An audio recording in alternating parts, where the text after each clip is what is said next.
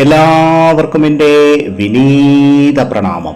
ശ്രീ വിശ്വ വാസ്തുവിദ്യ എന്ന എളിയ ചാനലിലേക്ക് നിങ്ങളെ സ്നേഹപൂർവ്വം സ്വാഗതം ചെയ്യുന്നു.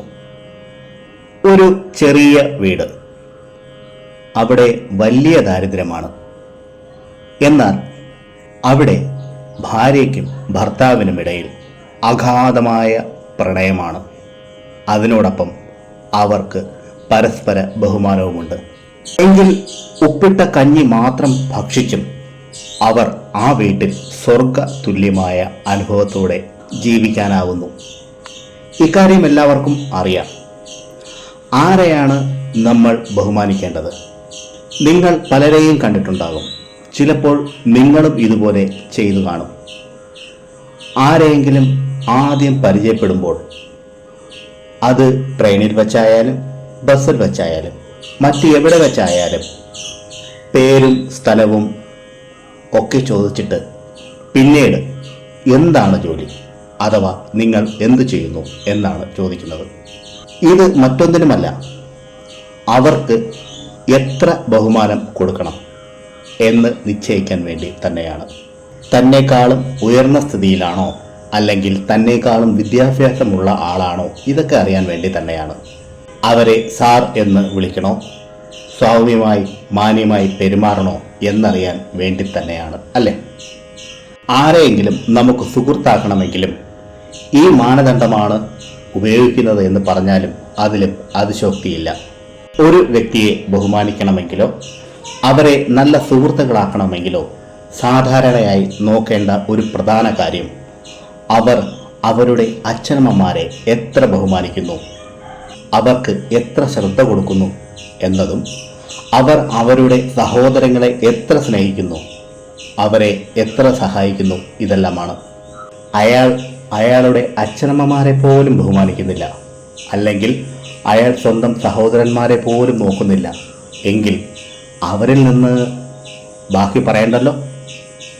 യഥാർത്ഥത്തിൽ ബഹുമാനം കൊടുക്കുന്നത് അവരുടെ മതം, അവരുടെ വംശം, ലിംഗഭേദം, പശ്ചാത്തലം, വിദ്യാഭ്യാസം, സാമ്പത്തിക സ്ഥിതി എന്നിവ വിലയിരുത്തിയിട്ടാണോ?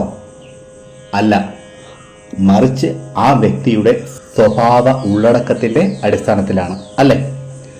അത് എങ്ങനെയെന്നാൽ, തുറന്ന മനസ്സുള്ളവർ, എല്ലാത്തരം മുൻവിധികൾക്കും എതിരെ നിലകൊള്ളുന്നവർ, സമത്വത്തിനായി പരിശ്രമിക്കുന്നവർ, ബുദ്ധിമുട്ടാണെങ്കിൽ പോലും ശരിയായ കാര്യങ്ങൾ ചെയ്യുന്നവർ, സ്വന്തം പ്രവർത്തികളുടെ ഉത്തരവാദിത്വം ഏറ്റെടുക്കുന്നവർ, ചുറ്റുള്ളവരുമായി പൊതുവായ ഒരു നിലയിലെത്താൻ ശ്രമിക്കുന്നവർ, പുതിയത് പഠിക്കാൻ എപ്പോഴും തയ്യാറെടുക്കുന്നവർ, അതുപോലെ പഠിച്ചത് നല്ലതാണെന്ന് അറിഞ്ഞ് മറ്റുള്ളവർക്കും പകർന്നു നൽകാൻ അല്ലെങ്കിൽ പഠിപ്പിക്കാൻ സന്തോഷം പ്രകടിപ്പിക്കുന്നവർ, അതുപോലെ മറ്റുള്ളവരെ കഴിയുന്ന തരത്തിൽ സഹായിക്കുവാൻ സന്തോഷമുള്ളവർ, ഇതൊക്കെയാണ് അവ. അതുപോലെ നമുക്ക് സ്വയം ആലോചിച്ചാൽ കിട്ടുന്ന അനേകം കാര്യങ്ങളുണ്ട്.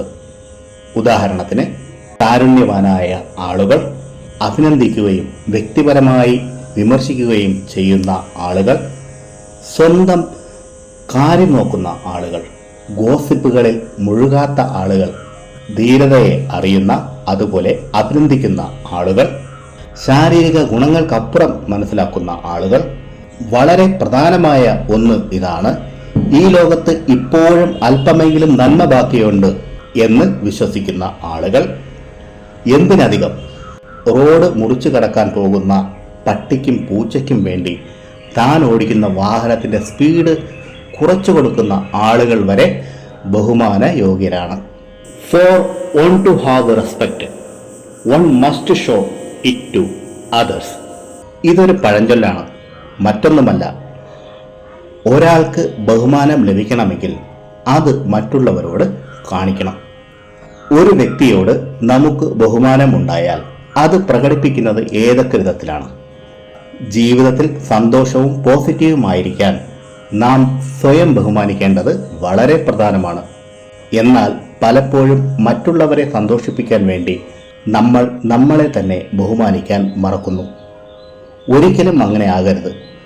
കാരണം നാം സ്വയം ബഹുമാനിക്കുമ്പോൾ മാത്രമാണ് മറ്റുള്ളവരെ ബഹുമാനിക്കാൻ കഴിയുകയുള്ളൂ. നാം മറ്റുള്ളവരെ ബഹുമാനിക്കുമ്പോൾ നമ്മുടെ വിലയാണ് അവിടെ വർദ്ധിക്കുന്നത് എന്ന കാര്യവും മറക്കാൻ പാടില്ല. കൈകൂപ്പി തൊഴുതും കാൽ തൊട്ട് വന്ദിച്ചും നമ്മൾ നമ്മളുടെ ബഹുമാനം അവരെ അറിയിക്കുന്നു.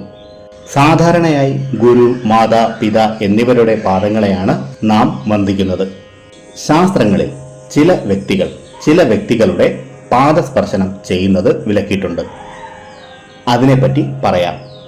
അതുപോലെ ചില അവസരങ്ങളിലും പാദവന്ദനം ചെയ്യാൻ പാടില്ല.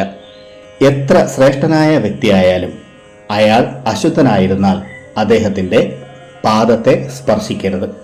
സന്യാസിമാർക്ക് തൻ്റെ ഗുരുവിൻ്റെ പാദവന്ദനം അല്ലാതെ മറ്റാരുടെയും പാദവന്ദനം നിഷിദ്ധമാണ്. മന്ത്രജപം ചെയ്യുന്ന സമയത്തും വ്യക്തി പൂജ ചെയ്യുന്ന വേളയിലോ പാദസ്പർശനം പാടില്ല.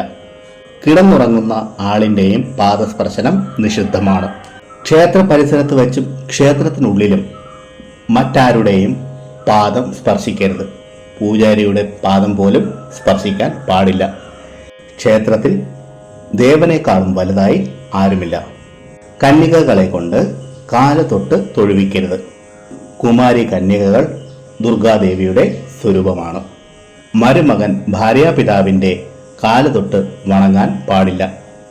മഹാദേവൻ തൻ്റെ ഭാര്യാപിതാവിനെ വധിച്ചിരുന്നു. അതേ തുടർന്നാണ് ഇതുണ്ടായതെന്ന് പറയപ്പെടുന്നു. മാമന്റെ കാലും അനന്തരവൻ തൊട്ട് വണങ്ങാൻ പാടില്ല. ശ്രീകൃഷ്ണ ഭഗവാൻ തൻ്റെ മാമനെ കൊന്നതുകൊണ്ടാണ് ഇത് ഉണ്ടായതെന്ന് പറയപ്പെടുന്നു. ഗിവ് റെസ്പെക്ട്, ടേക്ക് റെസ്പെക്ട് എന്നത് ഉപേക്ഷിച്ച് എല്ലാവരെയും നാം അങ്ങോട്ട് റെസ്പെക്ട് ചെയ്യാം, തിരിച്ച് കിട്ടിയില്ല എങ്കിലും എന്ന ഭാവം ഉണ്ടാക്കിയെടുക്കുക. സെൽഫ് റെസ്പെക്ട് വളർത്താൻ ഇത് വളരെ ഉപകരിക്കും.